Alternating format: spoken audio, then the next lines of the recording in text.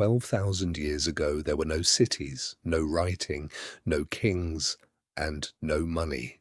Humans were wanderers, following herds and seasons, owning nothing they couldn't carry. Then something strange happened in a dusty valley in the Middle East. A group of people stopped walking. They planted seeds in the ground and waited. This single decision would change the human species forever. Welcome to the birth of civilization and the strange story of how writing began as a way to count goats. Around 10,000 BC, the last ice age was ending, and the climate was warming fast. Wild wheat and barley began growing in thick patches across a region called the Fertile Crescent.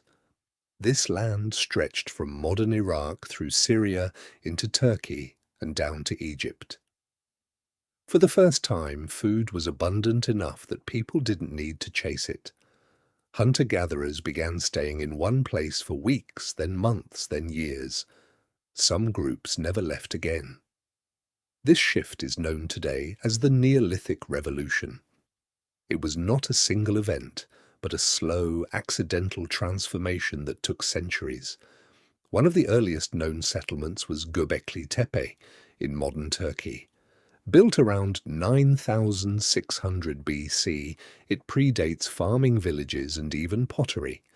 Massive stone pillars carved with animals were arranged in circles by people with no metal tools. Strangely, this means religion or ritual may have come before agriculture, not after. People may have gathered to worship first and started farming just to feed the crowds. If true, it flips everything we assumed about how civilization began.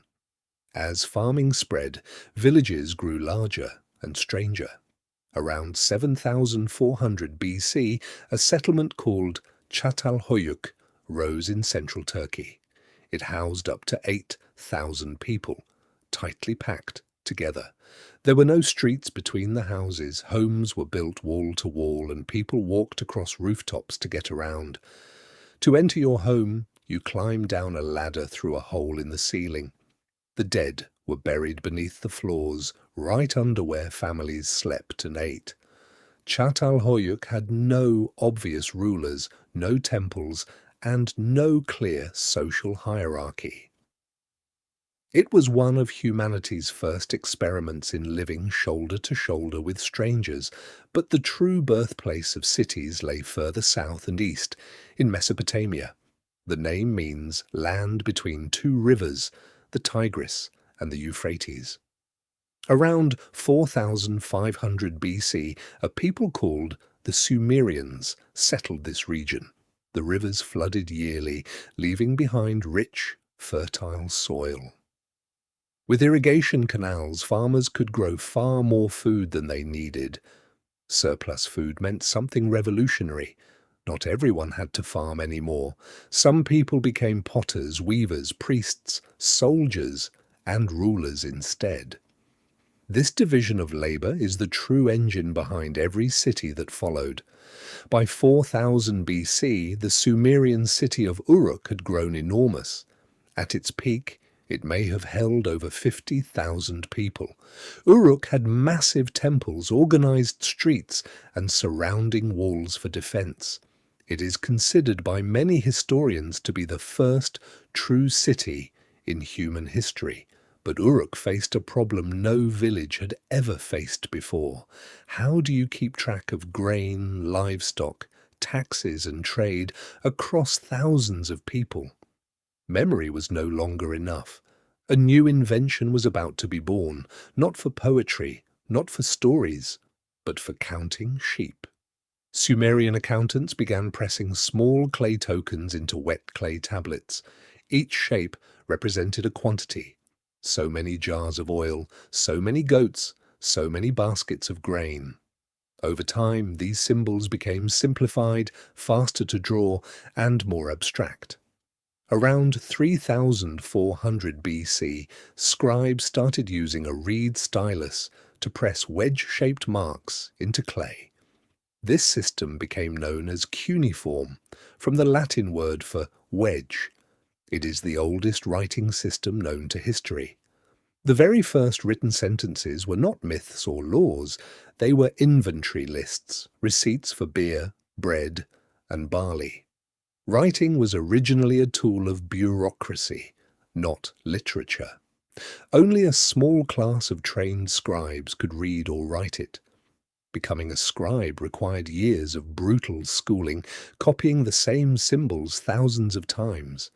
Slowly, cuneiform expanded beyond numbers into full sentences, laws, and stories. Eventually, it recorded the Epic of Gilgamesh, one of the oldest stories ever written down. Writing had transformed from an accounting trick into a way to capture human imagination itself. Remarkably, writing wasn't invented just once. In Egypt, hieroglyphics appeared independently around 3200 BC. In China, oracle bone script emerged around 1200 BC, also independently. In Mesoamerica, the Maya developed their own writing system thousands of years later, with no contact with the Old World at all. Different humans on different continents, separated by oceans and centuries, all solved the same problem the same way. They needed to remember things bigger than any single brain could hold. With cities and writing came something else entirely new: law.